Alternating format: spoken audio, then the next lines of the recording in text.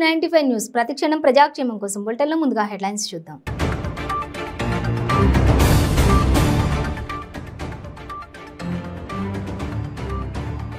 కర్నూలు జిల్లాలో చిరుతపులి సంచారం, మేకల మందపై దాడి, ఒక మేక మృతి.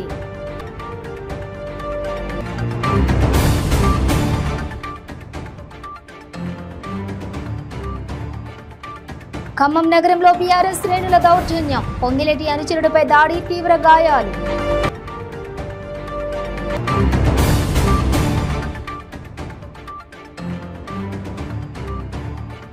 నెల్లూరు జిల్లా బాణసంచా కర్మాగారంలో భారీ పేలుడు, 5గురికి తీవ్ర గాయాలు, 3 పరిస్థితి విషమం.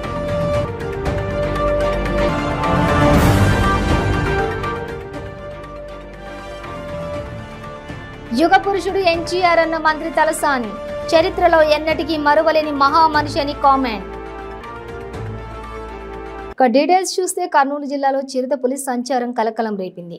కోస్గి మండలం గౌడుగల్ కొండ సమీపంలోని కోస్గికి చెందిన వ్యక్తి కొండ సమీపంలో ఉన్న పొలాల్లో మేకల షెడ్ ఏర్పాటు చేసుకున్నాడు. మేకలను మేపుకొని కొండ పక్కన ఉన్నటువంటి షెడ్డుకు తోలుకొని వస్తుండగా ఒక మేకపై చిరుతపులి అమాంతంగా దాడి చేసి ఎత్తుకెళ్లిందని బాధితుడు వాపోయాడు. ఆ చిరుతపులిని చూసి భయంతో పారిపోయానని దస్తగిరి తెలిపాడు. గత 10 రోజుల క్రితం ఇంకో మేకను కూడా ఎత్తుకెళ్లి తినిందని చెప్పి మేకల కాపరి దస్తగిరి వాపోయాడు. అదేవిధంగా మేకలకు కాపలాగా ఉండే 4 కుక్కలను కూడా దాడి చేసి తినేసిందని ఆయన అన్నాడు. దీంతో గ్రామస్తులు భయభ్రాంతులకు లోనవుతూ ఉన్నారు. ఫారెస్ట్ అధికారులు బోన్ల ద్వారా చిరుతపులులను బంధించి ఫారెస్ట్కు తరలించాలని వారు కోరారు.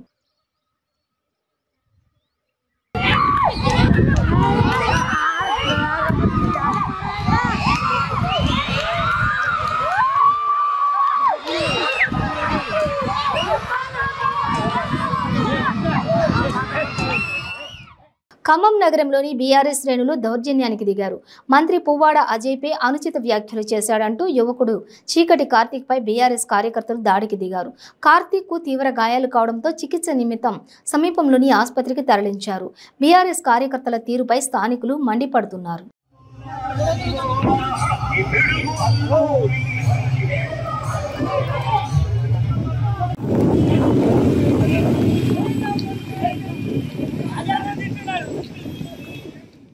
రహస్యంగా బాణసంచా తయారీ ప్రాణాల మీదకు తీసుకొచ్చింది. బాణసంచా తయారీ కేంద్రంలో అగ్ని ప్రమాదం సంభవించింది. దీంతో 5గురు వ్యక్తులు తీవ్రంగా గాయపడ్డారు. 3 పరిస్థితి విషమంగా ఉంది. నెల్లూరు జిల్లా చేజర్ల మండలం మాముడూరులో రహస్య ప్రాంతంలో బాణసంచా తయారీ కేంద్రం ఏర్పాటు చేసి అందులో టపాసులు తయారు చేస్తున్నారు. ఈ కేంద్రంలోని 7గురు పనిచేస్తుండగా రోజువారీలాగే 7గురులో 5గురు మాత్రం కూలీ పనులకు వెళ్లారు. వారు పనిచేస్తుండగా ఒక్కసారిగా టపాసుల తయారీ కేంద్రంలో మందుగుండు సామాగ్రి పేలింది. దీంతో మంటలు చుట్టుపక్కలకు శరవేగంగా వ్యాపించి ప్రమాదం సంభవించింది. ఈ ప్రమాదంలో 5గురికి గాయాలు కాగా మొదట అందరినీ ఆత్మకూరు ప్రభుత్వ ఆసుపత్రికి తరలించారు. అయితే 3 పరిస్థితి మాత్రం విషమంగా మారటంతో నెల్లూరు ఆసుపత్రికి తరలించారు. మరో 2ని ఆత్మకూరులోని ఓ ప్రైవేట్ ఆసుపత్రిలో చికిత్స అందిస్తూ ఉన్నారు. బాణసంచా తయారీ కేంద్రాన్ని మాముడూరు గ్రామానికి చెందిన ఓ వ్యక్తి నడిపిస్తున్నాడని, అతను వైసీపీ నాయకుడి అనుచరుడని తెలుస్తోంది. ఈ బాణసంచా తయారీ కేంద్రానికి ఎలాంటి అనుమతులు లేవని గ్రామస్తులు ఆరోపిస్తున్నారు. దీనిపై అధికారులు విచారణ జరిపించాలని స్థానికులు డిమాండ్ చేస్తున్నారు.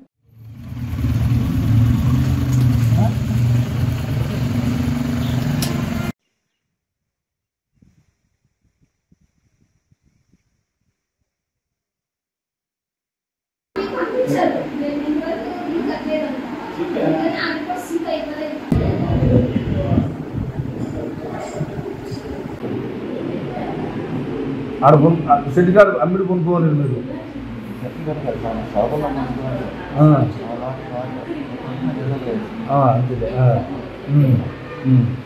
అదే ఉదయానికి పని చేసింది కదా.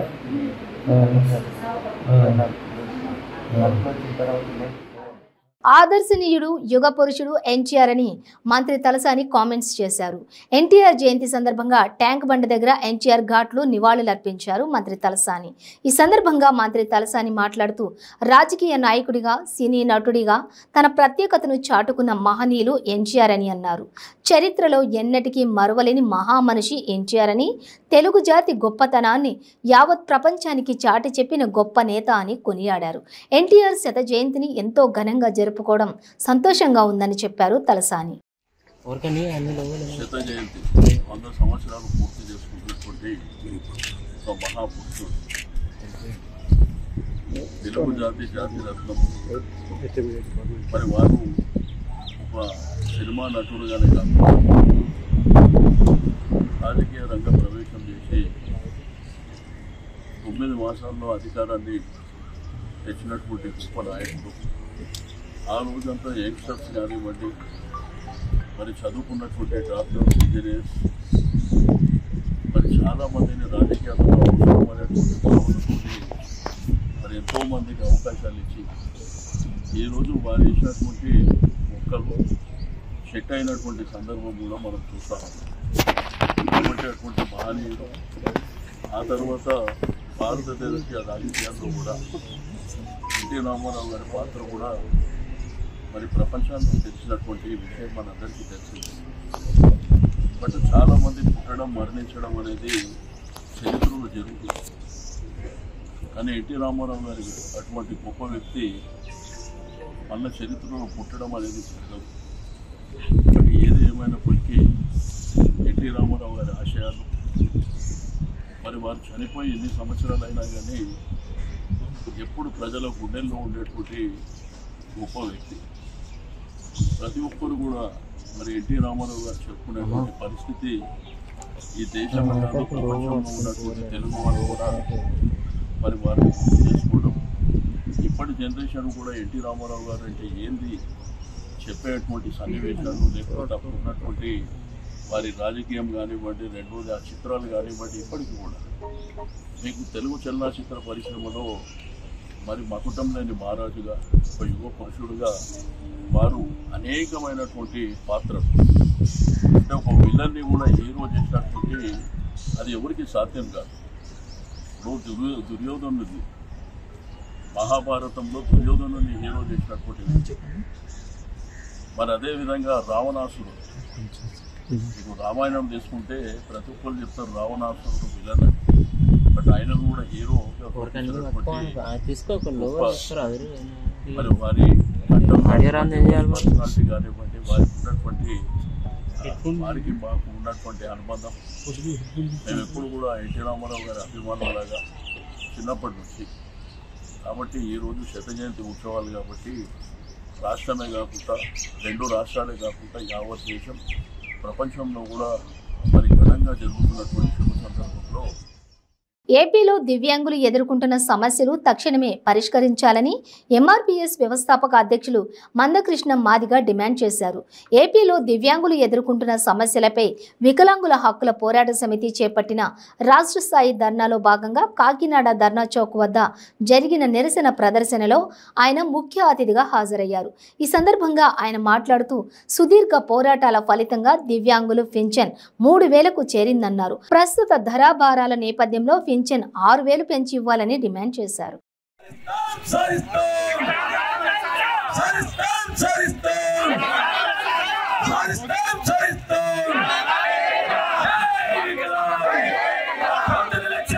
ఏ నాయకుడు మనకు ముందు వరుసలో ఉన్నా లేకపోయినా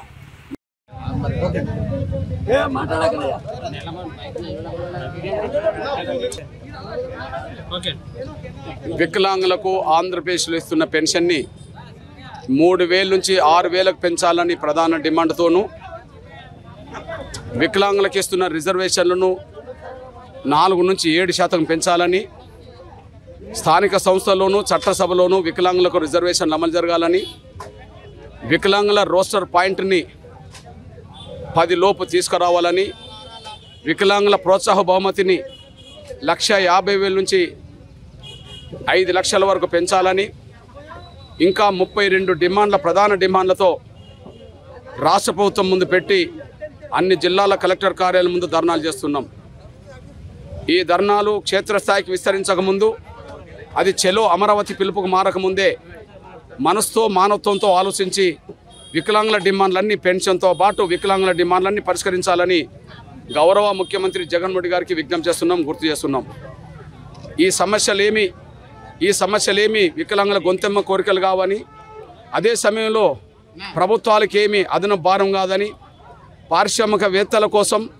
పారిశ్రామికవేత్తల ప్రయోజనాల కోసం వేల కోట్ల రూపాయల రాయితీలు బడ్జెట్ కేటాయించే ప్రభుత్వాలకి వికలాంగుల సమస్యల పరిష్కారం చేయడం అనేది నిజాయితీ ఉంటే పెద్ద సమస్య ఏం కాదని, మనసు మానవత్వం ఉంటే పెద్ద సమస్య ఏం కాదని గుర్తు చేస్తున్నాం. అయితే మనసు లేకపోతే, మానవత్వం లేకపోతే, సమస్యల పరిష్కారం చేయకపోతే వికలాంగుల సమాజం మౌనంగా చూస్తూ ఊరుకుండదని ఇప్పుడు జరుగుతున్న జిల్లా కేంద్రంలో జరుగుతున్న ధర్నాలను తిరుపతి జిల్లా దొరవారి సత్రం మండలం మావిళ్లపాడు గ్రామంలో దారుణం జరిగింది. మద్యం మత్తులో కన్న కొడుకుపై తండ్రి కత్తితో దాడికి పాల్పడ్డాడు. వాటంబేడు సుబ్రహ్మణ్యం అనే వ్యక్తి మద్యానికి బానిసగా మారాడు. మద్యం మత్తులో 10 ఏళ్ల కన్న కొడుకుపై కత్తితో దాడికి దిగాడు. అడ్డుకున్న బంధువులపై విచక్షణ రహితంగా దాడి చేశాడు. గాయపడిన వారిని 108 ద్వారా సూళ్లూరుపేట ప్రభుత్వ ఆసుపత్రికి తరలించారు. ఈ ఘటనపై కేసు నమోదు చేసిన దొరవారి సత్రం పోలీసులు దర్యాప్తు చేపట్టారు.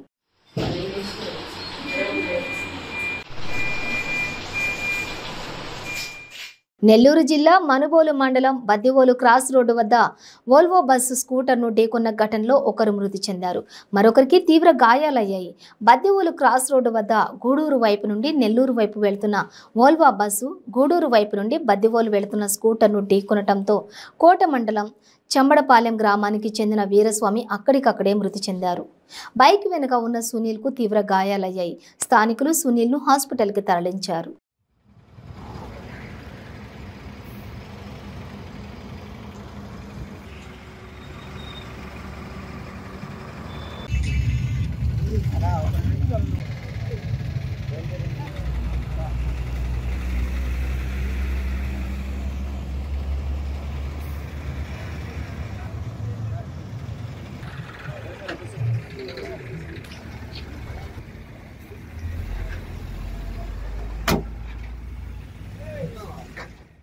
బులెటిన్ ముగించే ముందు హెడ్లైన్స్ మరోసారి. ಕೆಂಪು ರುಬಿ, ಮುತ್ಯಂ ಪೇರ್, పగడం కోరల్, పచ్చ యమరాల్, కనకపుష్య రాగం ఎల్లో సఫైర్, వజ్రం డైమండ్, నీలం బ్లూ సఫైర్, గోమేధికం హెసోనైట్, వైఢూర్యం క్యాట్సైట్. రత్నాల్లో మహత్యం ఏమిటి? రత్నం పెడితే తలరాత మారుద్దా? రత్నం మారితే రంగు పడుద్దా? రత్నం మహత్యం త్వరలో మీ 95 న్యూస్ ఛానల్లో. మీ జాతకం బాగాలేదని ఇబ్బంది పడుతున్నారా? మీరు అనుకున్న పనులు జరగడం లేదా? నిత్యం సమస్యలతో సతమతమవుతున్నారా? మరి ఇంకెందుకు ఆలస్యం? మీకు జాతక రత్నాలపై నమ్మకం ఉంటే మీ జాతకం ప్రకారం జ్యోతిష్యుడు చెప్పిన సర్టిఫైడ్ నవరత్నాల కోసం వెంటనే సంప్రదించండి. సంప్రదించవలసిన address SK jewellers, Ramnagar, Hyderabad. Number 9640261234. మీ పెళ్లి రోజు, పుట్టినరోజులు, మరే ఇతర శుభ కార్యక్రమాలకైనా మీ బంధువులకు, శ్రేయోభిలాషులకు శుభాకాంక్షలు చెప్పాలనుకుంటున్నారా? మీ ఇంట్లో జరిగే శుభకార్యాలను టీవీలో చూడాలనుకుంటున్నారా? అయితే ఆలస్యం ఎందుకు? 95 న్యూస్ అందిస్తోంది మీకు ఆ అద్భుతమైన అవకాశం. ఆలస్యం ఎందుకు? స్క్రీన్ పై కనిపించే ఈ నంబర్కు వెంటనే డయల్ చేయండి. మీరు చెప్పే శుభాకాంక్షలు ప్రత్యక్ష ప్రసారంలో చూడండి. మీరు డయల్ చేయవలసిన నంబర్ 9912696750. మిల్టన్లో షార్ట్ బ్రేక్ తీసుకుందాం. విశాఖ పరిపాలనా రాజధానిపై మంత్రి బొత్స సత్యనారాయణ ఆసక్తికర వ్యాఖ్యలు చేశారు. విశాఖ రాజధాని ఇప్పటికే వచ్చేసిందన్నారు. మనుషులు రావడమే ఇక విశాఖకు మిగిలి ఉందని అన్నారు.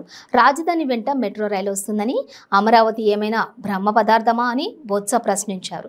రాజధానిలో ఒకే సామాజిక వర్గం ఉండాలని రాసి ఉందా అని ఆయన నిలదీశారు. అవినాష్ రెడ్డి కేసులో రోజుకో డ్రామా ఆడుతోంది సిబిఐఏ అని బొత్స వ్యాఖ్యానించారు. రాజమండ్రిలో మహాడ్రామా జరుగుతోందని, ఎన్టీఆర్ చావుకు చంద్రబాబే కారణమని ఆయన ఆరోపించారు. మళ్లీ ఆయన ఫోటోకు చంద్రబాబే దండ వేస్తున్నారని బొత్స దుయ్యబట్టారు. యాజ్ యూజువల్ మళ్ళీ కొత్త డ్రామా వీళ్ళు మాట్లాడుతున్నారు. ఆయన చావుకు కారణమే చంద్రబాబు నాయుడు. ఆయన ఆత్మ శోభించడానికి కారణమే చంద్రబాబు నాయుడు. మళ్ళీ ఇవాళ ఆయన్ని స్తుతిస్తున్నాడు.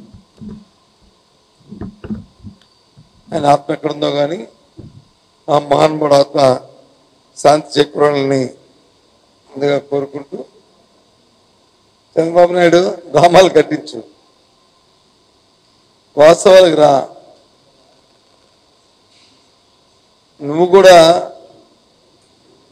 రామారావు గారి లాగా మహానటుడు అనుకుంటే పొరపాటు. ఆయన నటన చేస్తే ప్రజలు ఆ నటనలో చూసి అది నటన లేకపోతే నిజ జీవితం అనుకునే స్థితిలో ఆయన నిజ జీవితాన్ని నటన కూడా నిజ జీవితంగా నిరూపించుకునే వ్యక్తి మహానుభావుడు. నువ్వు ఏది మాట్లాడినా ఏది చేసినా అన్ని ఫ్యాబ్రికేటెడ్ అన్నీ కూడా క్లియర్గా మీరు చేస్తున్న డ్రామాలు అందరికీ తెలిసిపోతున్నాయి. ఇవాళ తీర్మానాలు పెట్టారు 153 పేజీలతో తీర్మానాలు. ఎందుకు ఒకప్పుడు మాట్లాడు స్ట్రైట్గా నీ ఉన్న కాలంలో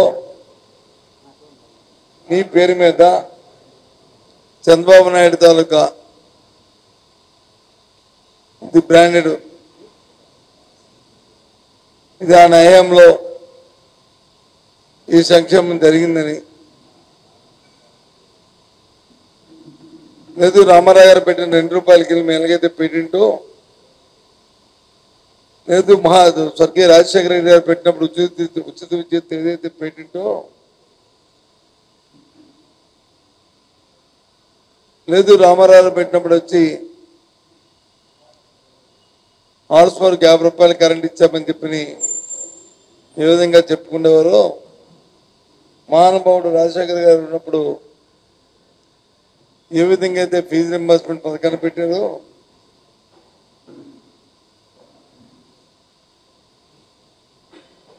ఆ తర్వాత రాజశేఖర్ గారు వచ్చినప్పుడు ఎన్నో పథకాలు పెట్టిన నేపథ్యం 1 2 3 అటు విద్యార్థులకు కానీ ఇటు రైతులకు కానీ ఇది రైతు కూలీలకు కానీ సామాజిక కానీ శ్రామికుడికి కానీ అందరికీ కూడా అలాంటిది ఏదైనా ఒక పథకాన్ని ఒక సంక్షేమ పథకాన్ని నీ పేరు చెప్తే నీ పేరు చెప్పేటట్లు గుర్తుండే కార్యక్రమం ఉందా చెప్పు చంద్రబాబు నాయుడు గారు.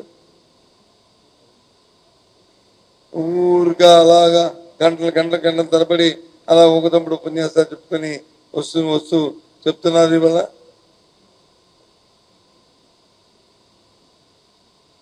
వాస్తవంగా మాట్లాడుకుంటే ఎంతసేపు జగన్మోహన్ రెడ్డి గారిని ఆడిపోసుకోవడం, ఆయన గురించి మాట్లాడుకోవడం, ఆయన వచ్చి ధనవంతుడంట, పేదలు వచ్చి నిరుపేదలు అయిపోయారంట. నిరుపేదలు అయిపోయిన కారణం ఎవరు? నువ్వు కాదు. నిరుపేదలుగా ఉండడానికి కారణం మరి ఇన్ని సంవత్సరాలు పరిపాలించిన రాష్ట్రం పరిపాలన చేసిన నువ్వు 14 సంవత్సరాలు ముఖ్యమంత్రి చేసిన మీరు కదా ప్రజలను వచ్చి నిరుపేదలుగా చేసింది. సామాన్యులను ఇంకా అట్టడుగు వర్గాలని ఇంకా అతపాలను గెలిపింది. కరువు వస్తే రాష్ట్రం అంతా పారిపోయింది. న్యాయంలో కాదా? ఆత్మహత్యలు ఎక్కువ జరిగింది న్యాయంలో కాదా? రైతులు వ్యవసాయం శుద్ధదండగా అని చెప్పింది నువ్వు కాదా?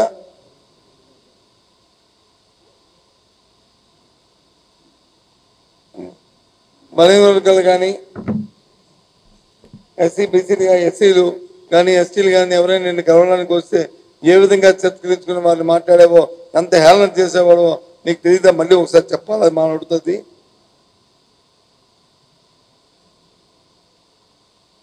చెప్పండి. తోకలు కత్తిరిస్తా అని చెప్పింది నువ్వు కాదా? బలహీన వర్గాలకి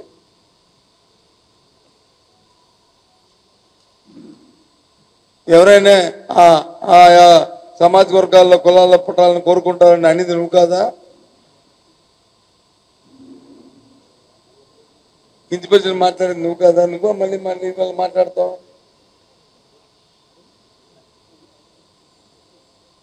జగన్మోహన్ రెడ్డి గారు వచ్చిన తర్వాత కంపేరింగ్ చేసుకుంటే, బేరీజ్ వేసుకుంటే ఏ రంగంలో చూసుకున్నా సరే ఇవాళ అత్యధిక గ్రోత్ ఉందని చెప్పడంలో ఏమీ సంశయం లేదు. ఆ రోజు నువ్వు నీ హయాంలో జీడిపి ఎంత ఉంది చెప్పండి. 6.3% కాదా? ఈరోజు ఎంత ఉంది? 7.5% కాదా? ఇది వాస్తవం కాదా? అబద్ధమా? ఇది రాష్ట్రం గ్రోత్ కాదా? ఇది సామాన్యులుగా ఆర్థిక పరిస్థితి మెరుగే ఆదాయం మెరుగు కాదా? ఆ రోజు 22వ స్థానంలో ఉన్న భారతదేశంలో 22వ స్థానంలో ఉన్న ఆంధ్రప్రదేశ్ ఈరోజు టీడీపీలో మొదటి స్థానంలో ఉన్నది వాస్తవం కాదా? ఇది అబద్ధమా? ఎందుకు అంత అబద్ధాలు మాట్లాడుతావు? ఎవరికి వాస్తవాలు తెలియదు అనుకుంటున్నావా? లేదా ప్రజల అమాయకులు అనుకుంటున్నావా? చెప్పండి. నువ్వున్న 5 సంవత్సరాల పరిపాలనలో వ్యవసాయం మైనస్ గ్రోత్ ఉందా లేదా? అది వాస్తవం అవునా కాదా? రమ్మండి మీ ఆర్థిక మంత్రిని, మీ అగ్రికల్చర్ మంత్రిని, లేదా నువ్వు మీ అందరూ వాస్తవం కాదు పదార్థం చెప్తుంది తప్పు, ఇది అబద్ధం అని చెప్పండి.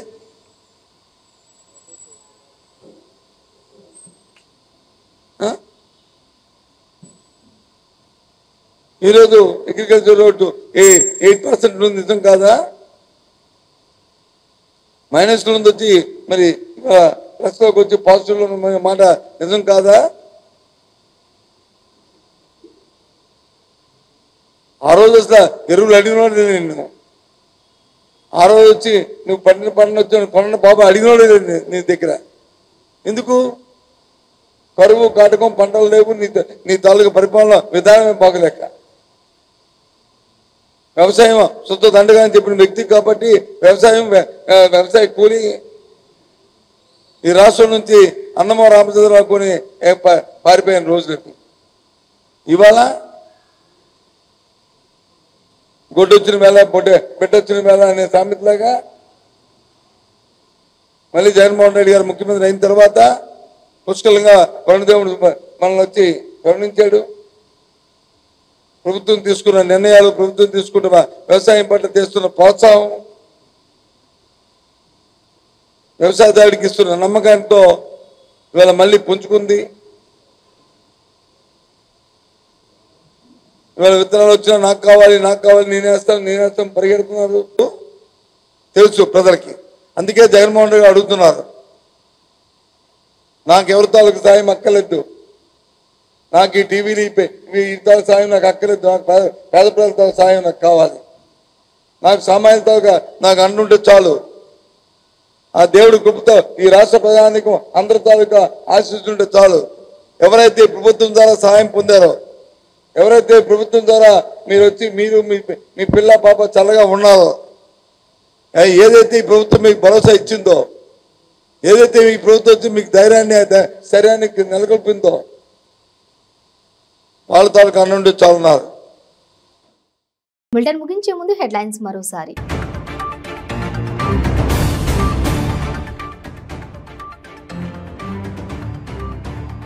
కర్నూలు జిల్లాలో చిరుతపులి సంచారం, మేకల మందపై దాడి, ఒక మేక మృతి.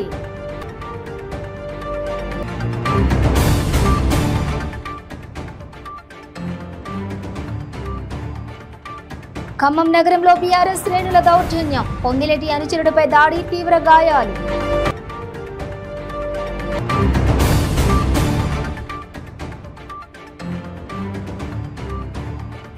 నెల్లూరు జిల్లా బాణసంచా కర్మాగారంలో భారీ పేలుడు, 5గురికి తీవ్ర గాయాలు, 3 పరిస్థితి విషమం.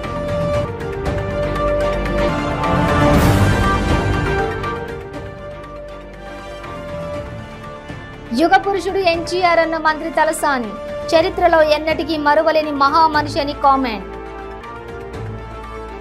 ఇవి బులెటిన్ డీటెయిల్స్. చూస్తూనే ఉండండి 95 న్యూస్.